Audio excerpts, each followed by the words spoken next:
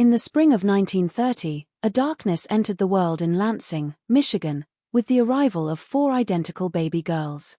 This was a darkness that would haunt American psychiatry for nearly a century.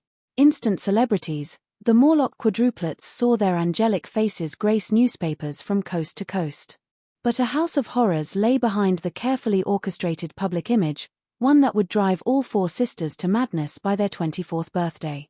What truly happened in that small clapboard home on Lansing's east side?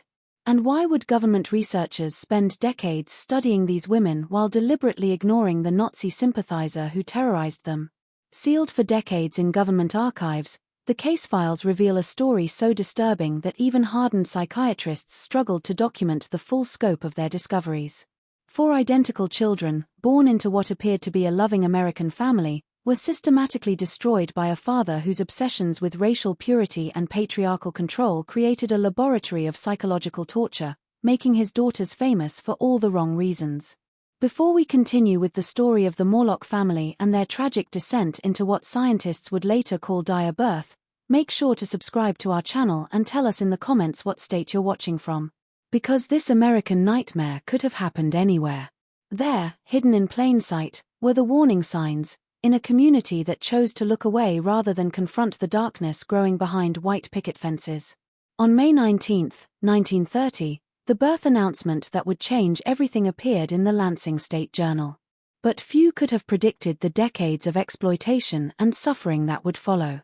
In 1930, Lansing was a city caught between 2 worlds. Its smokestack skyline rose above tree-lined residential streets where American dreams were supposed to flourish. During the automotive boom, the capital of Michigan had grown rapidly, drawing families like Carl and Sudie Morlok from across the Midwest with promises of steady work and middle-class respectability. Employment for thousands was provided by the Oldsmobile factory, its assembly lines running day and night to meet the growing demand for automobiles that symbolized American prosperity. The social stratification of the era was reflected in the city's neighborhoods. The professional class lived on the west side, doctors, lawyers, and factory managers who lived in substantial Victorian homes with manicured lawns and wraparound porches. Home to factory workers, recent immigrants, and families still climbing toward respectability was the east side, where the Morloks would eventually settle. Here the houses were smaller but well-maintained, their owners taking pride in fresh paint, clean windows, and gardens that bloomed with the same flowers their neighbors chose. With his German immigrant mother, Bertha, Carl Morlok had arrived in America as a young boy. She had filled his head with stories of Germanic superiority and warnings about the corruption of American society by inferior peoples. A woman haunted by her own demons was Bertha Morlok. In her late teens, she had suffered what doctors called a nervous breakdown, spending 3 years in and out of psychiatric institutions. The experience left her with paranoid delusions about racial contamination and conspiracy theories that she passed on to her son like a poisonous inheritance. At the Oldsmobile plant, Carl worked as a laborer. His thick accent and authoritarian demeanor made him few friends among his co-workers. A man consumed by paranoid obsessions about protecting his family's purity and reputation was how those who knew him described him, though most dismissed his occasional outbursts as the harmless eccentricities of a foreign-born patriarch struggling to fit into American society. His supervisors noted that he was a reliable worker but avoided social interactions, often eating lunch alone while reading German-language newspapers that arrived weeks late from overseas. The boarding house where Carl lived before his marriage was a grim 3-story building that housed 24 single men, most of them immigrants working in the city's factories. His room was spartanly furnished but obsessively clean, with religious imagery covering one wall and photographs of German landscapes adorning another. His fellow boarders remembered him as quiet but intense, given to late-night pacing and muttered conversations in German that seemed to be arguments with invisible opponents. At a church social in 1925, Sudie Mueller had met Carl, drawn to his serious demeanor and old-world courtesies. She was 22 years old, the daughter of a railroad worker who had died in an industrial accident when she was 16. Her mother had remarried quickly, and Sudie found herself unwelcome in her stepfather's house, eager for marriage as an escape from an uncomfortable domestic situation. Their courtship followed traditional patterns, with Carl visiting Sudie's family home on Sunday afternoons. The two of them sat in the front parlor under the watchful eye of her mother. During these visits, Carl spoke little, but his attention to Suddy was intense and unwavering. He brought her small gifts, flowers, chocolates, books of German poetry that she couldn't read but treasured anyway. Seeing in marriage the security and respectability she craved, Suddy accepted eagerly when he proposed after 6 months of courtship. A modest affair was the wedding, held in November 1925 at St. Matthew's Lutheran Church, attended by Suddy's family and a few of Carl's co-workers. The reception was held in the church basement with sandwiches and coffee served on tables covered with white cloths that Suddy had embroidered herself. Carl's mother, Bertha, attended but spent most of the evening sitting alone in a corner, watching the other guests with suspicious intensity. A small apartment above a bakery on Lansing's east side was rented by the newlyweds. The smell of fresh bread and pastries provided a warm backdrop to their early married life. Suddy threw herself into creating a perfect domestic environment, sewing curtains, arranging furniture, and learning to cook the German dishes that reminded Carl of his childhood. She had married young and quickly learned to navigate Carl's explosive temperament through careful observation of his moods and preemptive accommodation to his preferences. Markedly different from his public persona was Carl's behavior in private. At work and in the community, he maintained a facade of respectability, but at home, his controlling nature emerged fully. He monitored Suddy's activities, questioned her about conversations with neighbors, and established detailed rules governing everything from how she should dress to which radio programs she was allowed to listen to. He claimed these restrictions were necessary to protect her from corrupting influences and to maintain proper standards of German-American family life. Carefully controlled and limited was the couple's social life. Carl allowed Suddy to attend church services but insisted on accompanying her and positioned himself where he could observe her interactions with other parishioners. He discouraged friendships with their neighbors, claiming that most Americans lacked proper moral standards and might expose Suddy to dangerous ideas about women's roles and behavior. In late 1929, when Suddy discovered she was pregnant, Carl's reaction revealed the complexity of his psychological state. He wanted children to carry on his family name and prove his virility to the community, but he also feared the financial burden and the attention that children might bring to his carefully guarded private world.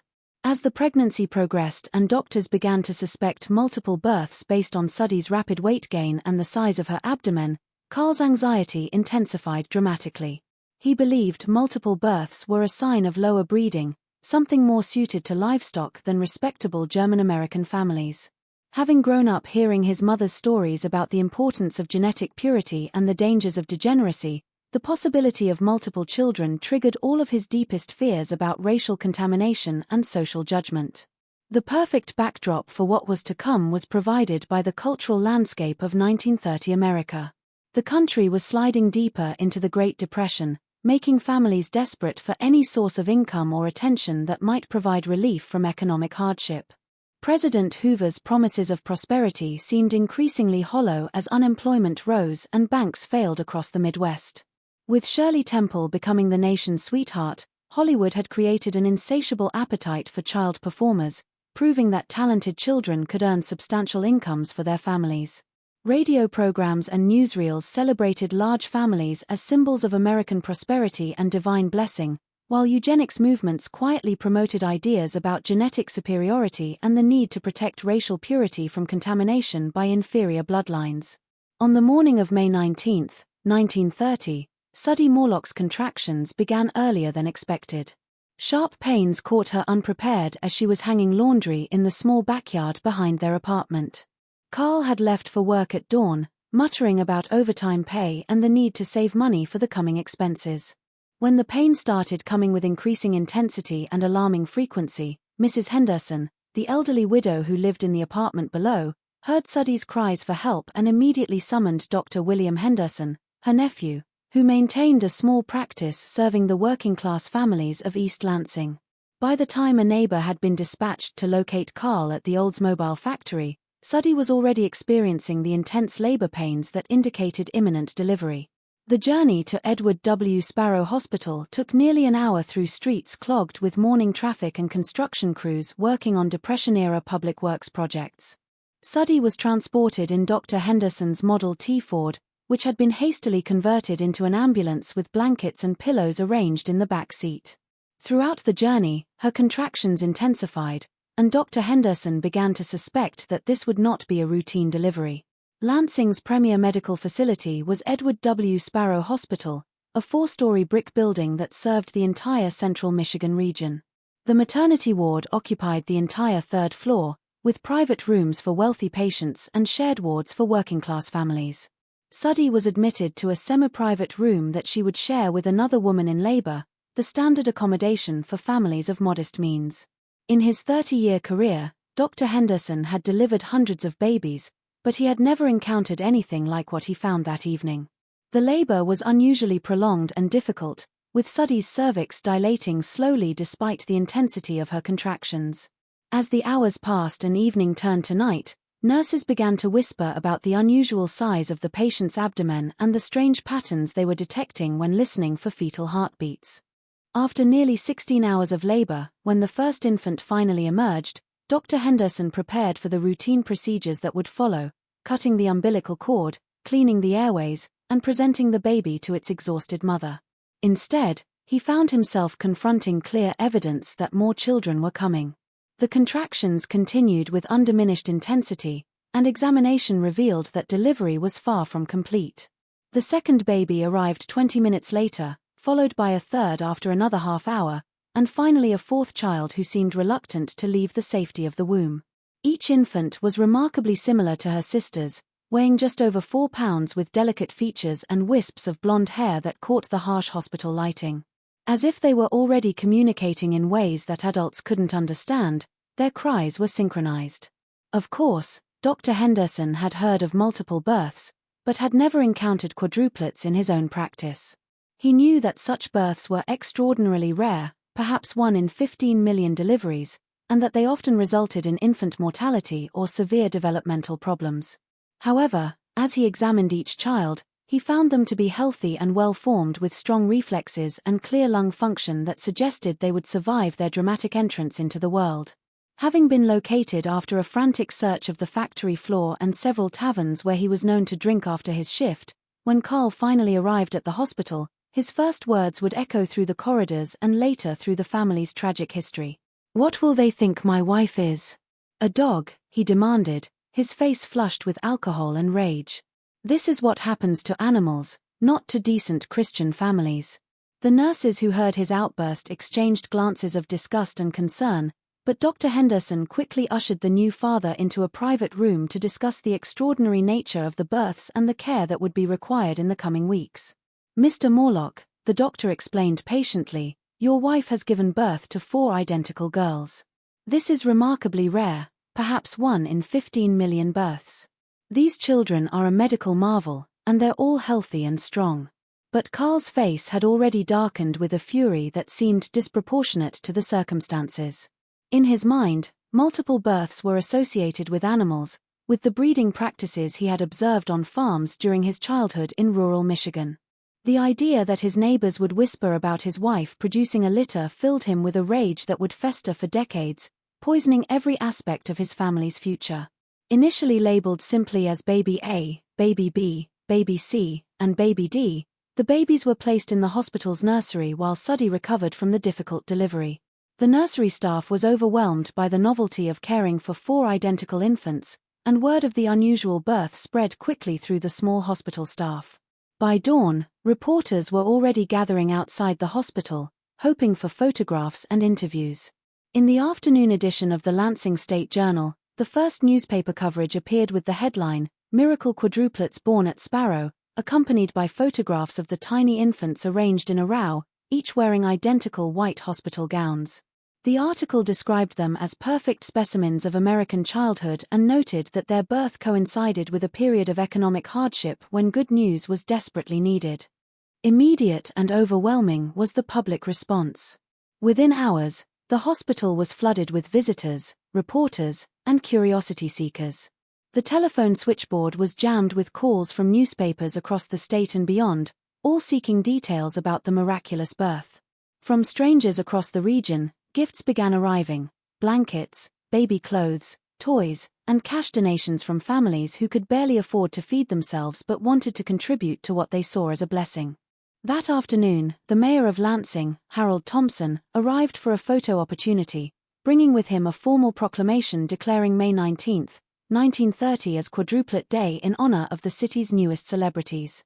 He announced that the city would provide the Morlok family with a rent-free house for 1 year and promised that the community would support them through the challenging early months of raising 4 infants simultaneously. To associate themselves with the quadruplet story, local businesses competed.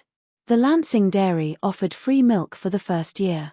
Jacobson's department store provided matching outfits, and the Ford dealership promised a new automobile large enough to transport the entire family. Radio stations interviewed Dr. Henderson and hospital staff, broadcasting their descriptions of the remarkable birth to audiences across the Midwest. With growing alarm rather than gratitude, Carl watched this outpouring of attention. Overnight, his private family had become public property, and he could already sense the loss of control that would define the rest of his life. When a local businessman suggested that the babies could be exhibited at county fairs and civic events, earning significant money for the family, Carl's paranoia about exploitation began to merge with his desperate need for financial security. A community event became the naming of the quadruplets when the Lansing State Journal sponsored a contest, receiving over 12,000 entries from across the Midwest. Families gathered around kitchen tables to suggest names, children submitted entries as school assignments, and civic organizations treated the contest as a patriotic duty. The winning entry came from 10-year-old Margaret Sullivan, the daughter of the doctor who had assisted with the delivery, who suggested Edna, Wilma, Sarah, and Helen, names that formed the acronym EWSH, matching the initials of Edward W. Sparrow Hospital, where they were born. Patterns of control and exploitation that would define their entire existence were established in the first 5 years of the quadruplets' lives. Suddy, overwhelmed by the practical demands of caring for 4 identical infants, gradually surrendered more control to Carl, who saw opportunity where she saw only exhaustion. The constant attention from strangers, the endless stream of visitors and photographers, and the pressure to maintain their public image created stress that transformed their modest apartment into a stage where privacy became impossible. Completely exhausted Suddy was the round-the-clock care that the babies required. Feeding 4 infants every 2 hours meant that she rarely slept for more than 90 minutes at a time.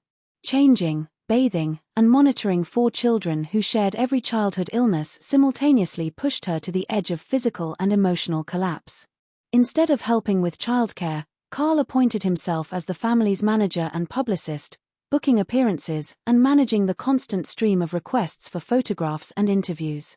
By their first birthday in 1931, the girls were appearing regularly at local events, carried in a specially designed 4-seat stroller that had been donated by a carriage manufacturer eager for publicity. They wore matching outfits sewn by Suddy, who worked late into the night creating increasingly elaborate costumes for their public appearances. Carl insisted that the girls wear different colored ribbons, red for Edna, blue for Wilma, green for Sarah, and yellow for Helen, so audiences could tell them apart and develop individual attachments to each child. When the girls were 18 months old, the family moved to a larger house on East Michigan Avenue using money earned from their appearances and donations from well-wishers. The house was modest but respectable with 3 bedrooms, a front porch, and a basement where Carl began storing the growing collection of gifts, photographs, and memorabilia related to his daughter's fame.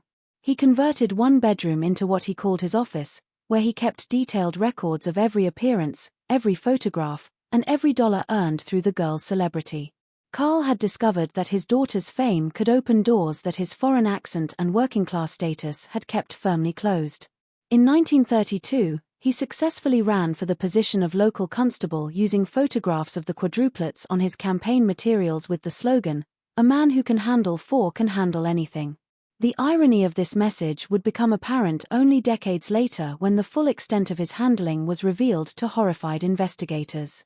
From simple appearances at church socials and community picnics, the girls' performances evolved to more elaborate shows featuring synchronized singing, dancing, and recitation of poems that Carl wrote specifically for them.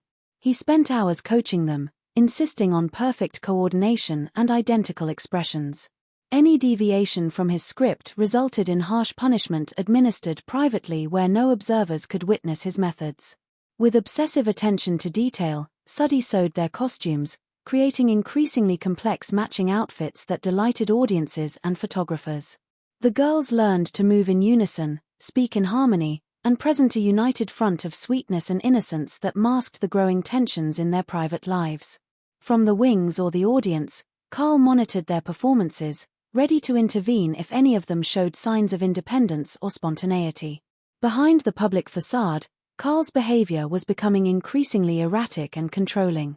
He installed locks on the girls' bedroom doors, claiming he needed to protect them from outside influences and potential kidnapping attempts. He monitored their conversations with each other, often listening outside their door or questioning them separately about what they had discussed.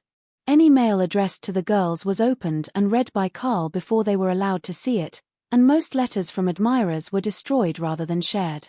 The girls attended Elmwood Elementary School, but their experience there was far from normal.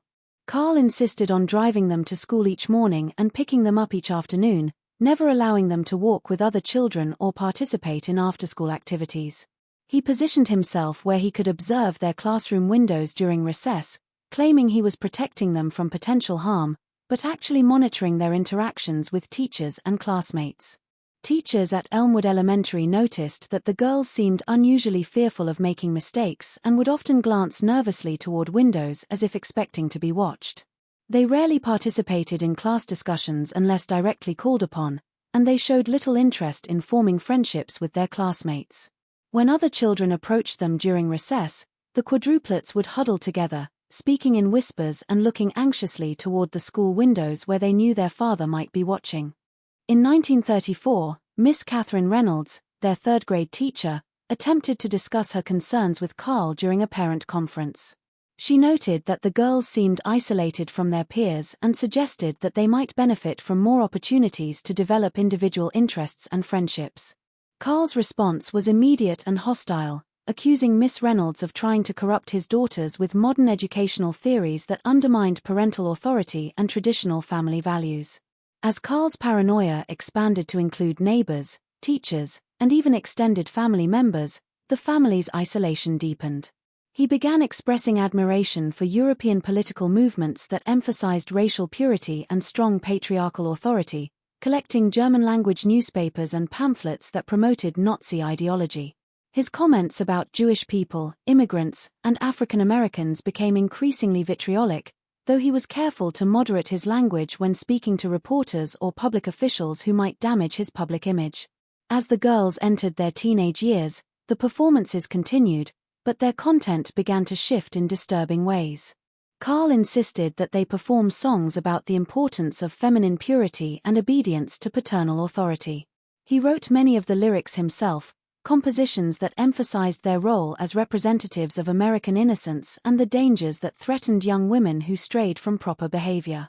He would watch from the wings as they sang these songs, his eyes fixed on their faces with an intensity that made other observers uncomfortable. By 1948, when the quadruplets turned 18, the carefully constructed public image of the perfect family was beginning to show cracks that even Carl's iron control couldn't completely hide. Local reporters who had followed their story for nearly 2 decades began to notice inconsistencies in the family's public statements and the girls' increasingly strained appearances at community events. The synchronized perfection that had once charmed audiences now seemed forced and artificial, with moments of discord that suggested deeper problems. Sarah, who had always been the most outspoken of the four, began displaying behaviors that concerned those who knew the family. During interviews, she would sometimes start conversations and then stop mid-sentence, staring into space with a look of profound confusion. Her answers to simple questions became increasingly rambling and disconnected, filled with references to watchers and judges that made no sense to listeners.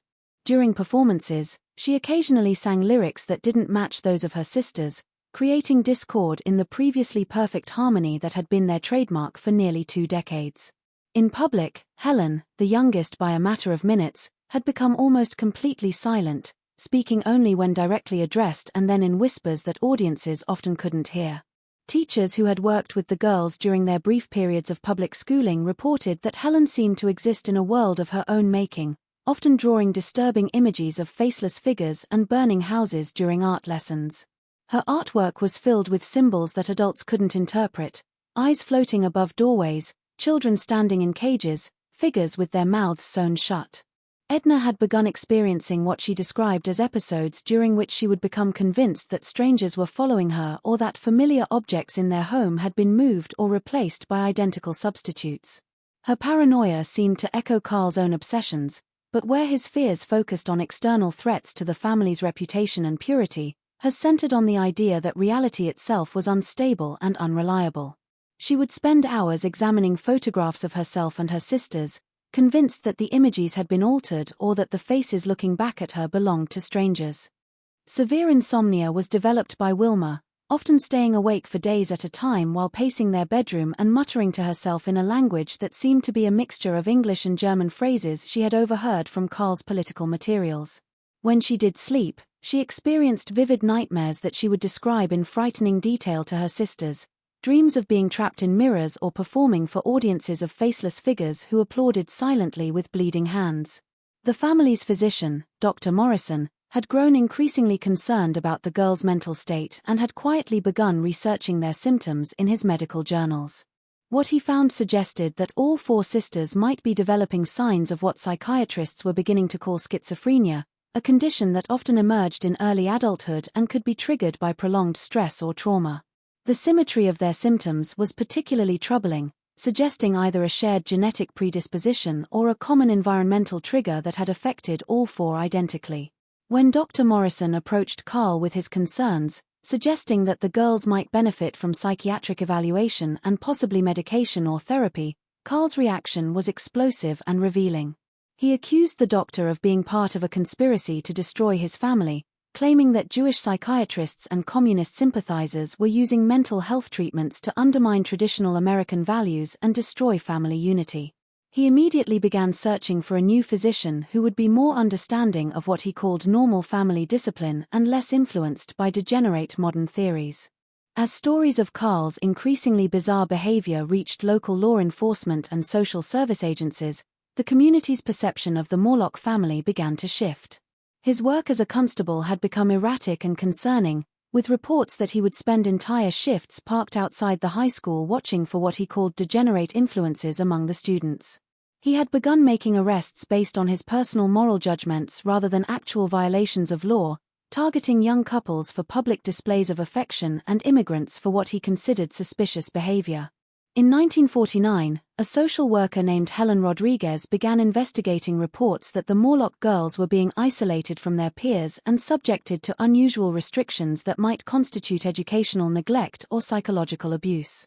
Her visits to the family home were brief and carefully choreographed by Carl, who would present his daughters as model citizens who were simply dedicated to their performance career and their family obligations. But Rodriguez noticed details that troubled her professional instincts: the way the girls moved in perfect synchronization even when they thought no one was watching, their identical posture and facial expressions, and, most disturbing of all, the way they would sometimes finish each other's sentences even when speaking to strangers. It was as if their individual personalities were being subsumed into a single, carefully controlled identity that existed more for their father's benefit than their own development. Rodriguez also observed Carl's behavior during her visits, noting his constant interruptions when she tried to speak with the girls individually and his insistence on providing answers to questions directed at his daughters. When she suggested that the girls might benefit from individual counseling or participation in normal teenage social activities, Carl became agitated and defensive, claiming that outside influences were trying to corrupt his family and destroy their special bond. The breaking point came in late 1950 when Edna experienced what witnesses described as a complete psychological breakdown during a performance at a Thanksgiving community celebration held at the Lansing Civic Center. The Quadruplets were performing their signature song, America the Beautiful, when Edna suddenly stopped singing and began screaming that the audience members were watching us die and that father's monsters were hiding behind their faces. Initially confused by what seemed like a dramatic interpretation of the song, the audience gradually realized that something was seriously wrong. Edna's screams became increasingly incoherent, filled with references to invisible judges, burning houses, and children trapped in mirrors. The other three sisters continued singing as if nothing had happened, their voices maintaining perfect harmony, while Edna was led from the stage by horrified volunteers. Swift and brutal was Carl's response to his daughter's public breakdown. Rather than seeking medical attention for Edna, he confined her to the basement of their home for 3 days, claiming she was suffering from feminine hysteria that could be cured through isolation and prayer. When she was finally allowed to rejoin the family, Edna seemed different, quieter, more compliant, but also more disconnected from reality than before. The aftermath of Edna's public breakdown forced Carl to confront the reality that his carefully constructed facade was crumbling. But rather than seeking help for his daughter, he decided to implement even stricter controls, convinced that outside influences were responsible for what he saw as Edna's temporary weakness. The incident had been witnessed by hundreds of people, including several local officials and reporters, making it impossible to dismiss or explain away as a minor family problem. The full extent of his paranoid delusions and his complete inability to recognize his own role in his daughter's psychological deterioration was revealed in Carl's response. He became convinced that enemies of his family, Jewish psychiatrists, communist sympathizers, and racial degenerates, were using psychological warfare to destroy what he saw as a symbol of American racial and moral superiority. In his twisted worldview, the quadruplets represented everything that was pure and good about white Christian America, and their corruption would signal the triumph of degeneracy over traditional values. A fortress became the family home as Carl implemented security measures that isolated his daughters even further from normal social contact.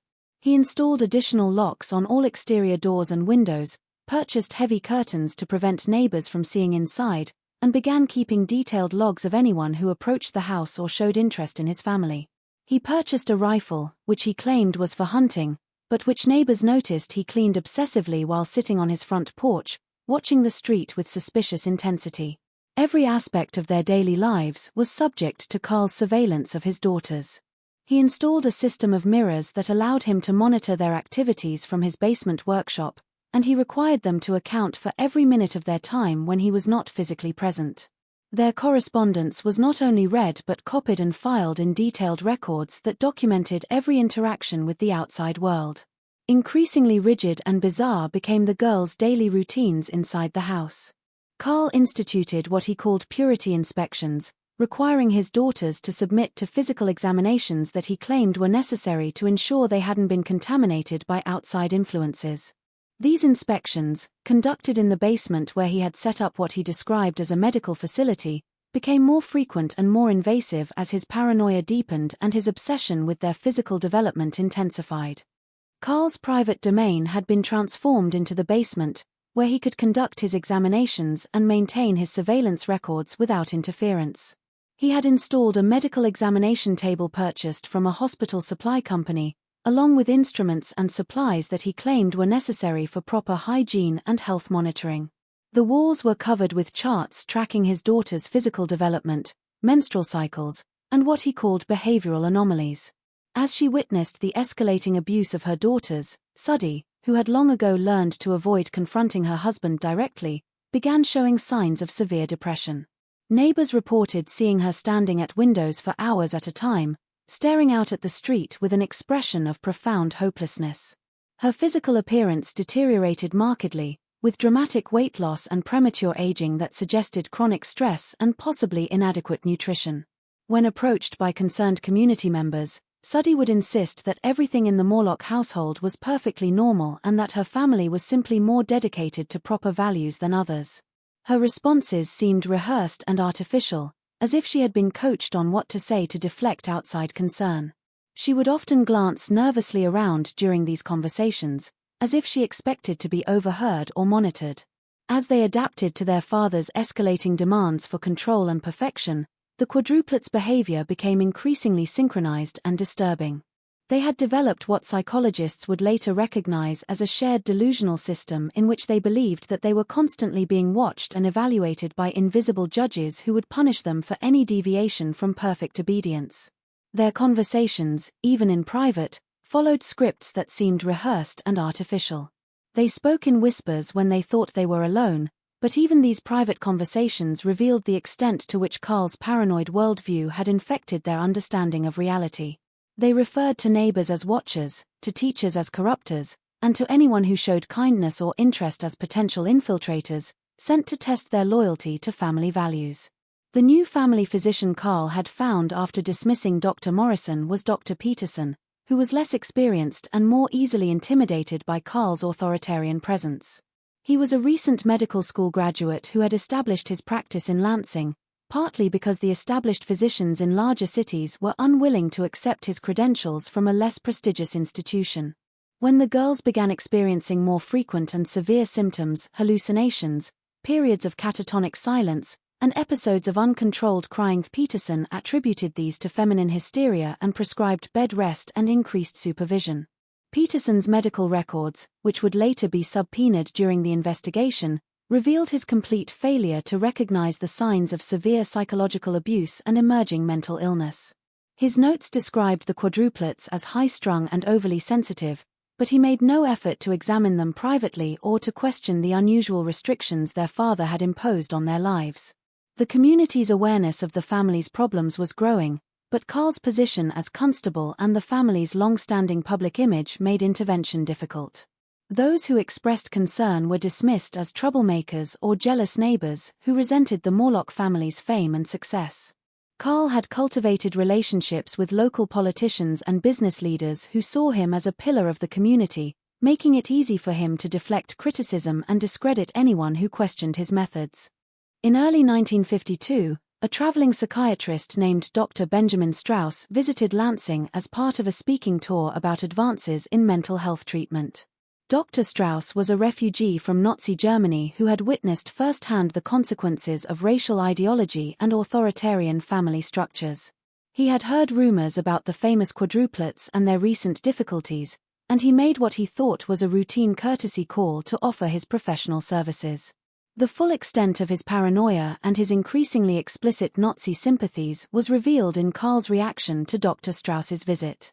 The confrontation began calmly, with Carl initially presenting his usual facade of respectability, but it quickly escalated as Dr. Strauss asked questions about the girls' recent behavioral problems and suggested that professional evaluation might be beneficial.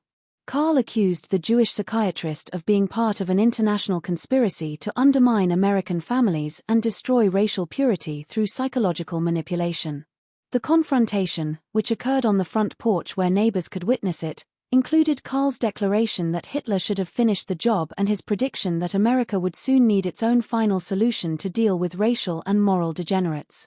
Shaken by the encounter and recognizing the dangerous ideology that was driving Carl's behavior, Dr. Strauss immediately contacted state mental health authorities and local law enforcement. His detailed report described a family in severe crisis with clear evidence of psychological abuse and possible physical harm. He recommended immediate intervention and psychiatric evaluation for all family members, warning that delay could result in permanent psychological damage or even physical violence. The morning of April 15, 1952, would forever divide the Morlok family's story into before and after. State mental health investigators, accompanied by county sheriff's deputies, arrived at the small clapboard house on East Michigan Avenue with legal authority to conduct welfare checks on all family members. The investigation team was led by Dr. Margaret Collins, a psychiatric social worker with extensive experience in cases involving family dysfunction, and Detective Raymond Murphy, a veteran police officer who specialized in crimes against children. What they found inside would shock even experienced professionals who thought they had seen every form of family dysfunction imaginable. The house appeared normal from the outside, freshly painted, well-maintained, with a garden that suggested pride in home ownership. But the interior revealed a level of control and surveillance that transformed a family home into something resembling a prison or laboratory.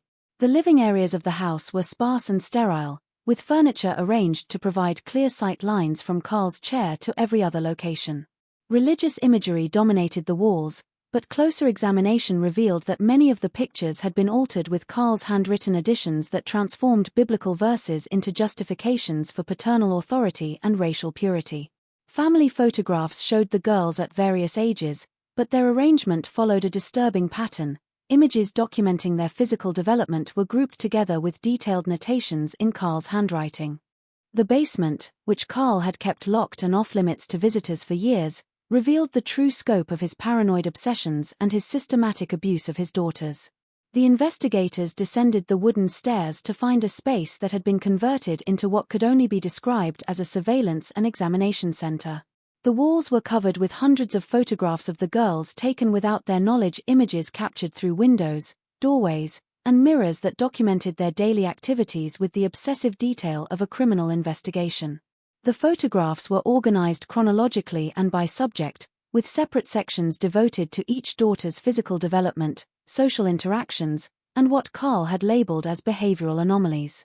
Some images showed the girls in various states of undress, apparently taken during what Carl had described to investigators as medical examinations.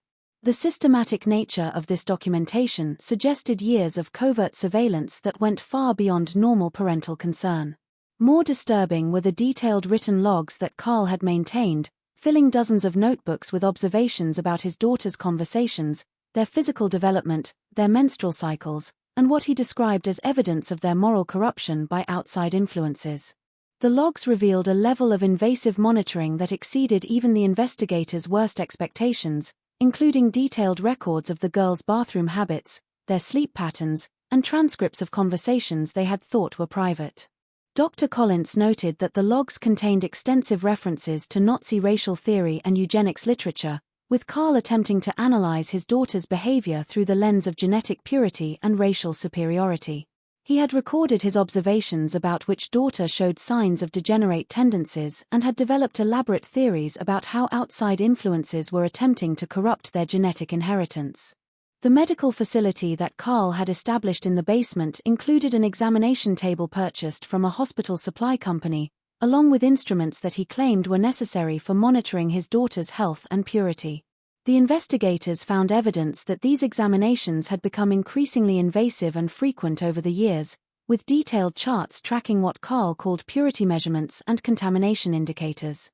Detective Murphy discovered a locked cabinet that contained additional documentation of Carl's obsessions, including correspondence with white supremacist organizations, Nazi propaganda materials, and detailed plans for what he called protective measures that would be necessary if his family came under attack from racial enemies.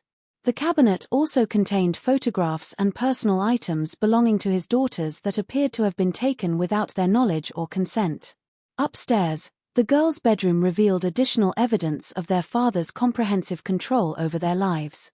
The walls were covered with handwritten rules governing every aspect of their behavior, from detailed instructions about personal hygiene to elaborate protocols for interactions with strangers.